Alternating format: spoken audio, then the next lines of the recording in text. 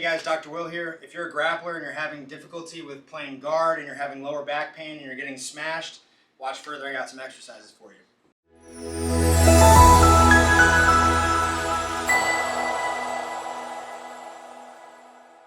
Hey guys, Dr. Will here from Miami Spine and Performance.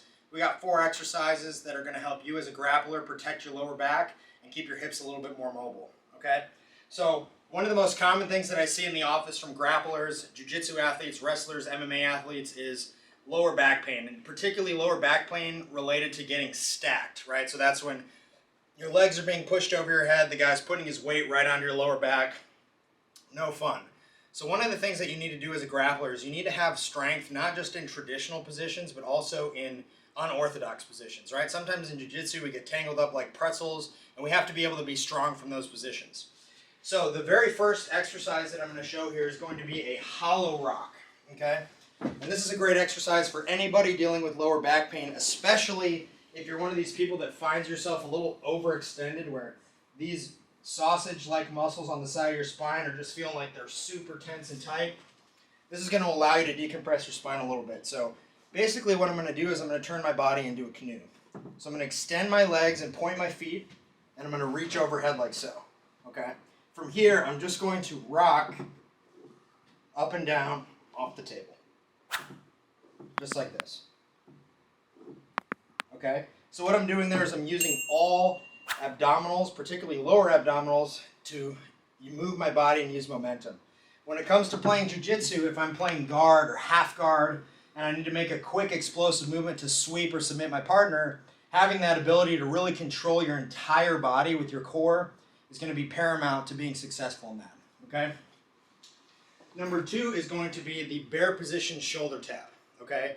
So this is a position that's going to help with anti-rotation, anti-lateral flexion. So if you're a top player and you're trying to prevent being swept, or you're a wrestler and you want to prevent being taken down, having a good ability to balance rotational and lateral flexion forces is really important. So my bear position, I'm going to be here on all fours. I'm just going to lift my knees up slightly, and I'm just going to alternate shoulder taps like so. Okay? Every time I lift my arm, my body wants to fall to that side, but I'm going to use my core to prevent that. Okay? So just like in the bird dog exercise, I'm going to keep my lower back nice and flat. So I'm not rotating or spinning. I'm keeping everything nice and stable, touching my shoulders. So that's the shoulder tap from bear position.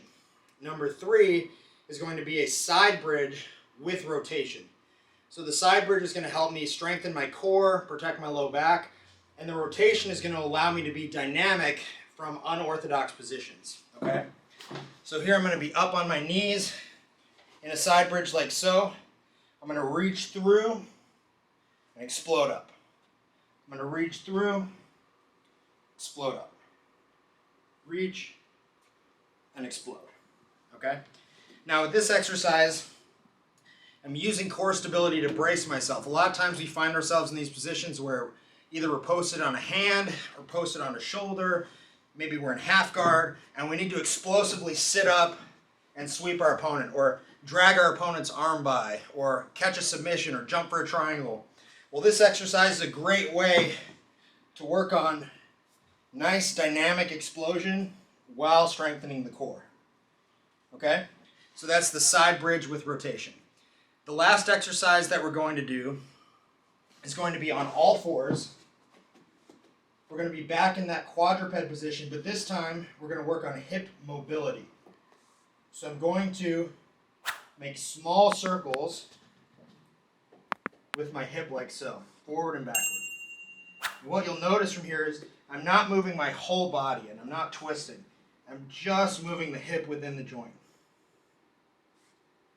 Okay? I'm going to make small circles with the hip all the way through the full range of motion. So that exercise is going to be the quadruped hip cars. If we can control our hip range of motion while keeping our core stable, that's going to allow us to be really effective in jiu-jitsu. Because in jiu-jitsu, if we're sweeping an opponent or we're playing guard and our hips are contorted in a strange position, sometimes it's very difficult for people to be strong, right? Everybody can be strong in an athletic position, but if you're on your back and your legs are like this, not everybody's able to produce force. Or if you're getting smashed this way and you need to turn your hips, it's very difficult to be strong in those positions. So I find the hip cars to be a very good way of controlling the range of motion of the hip while also being really strong. So just to review, guys, the 4 exercises that we're going to do. Number 1 is going to be the hollow rock, right? So we're going to turn our body into a canoe. We're going to really work the lower abs and protect our lower back from injuries.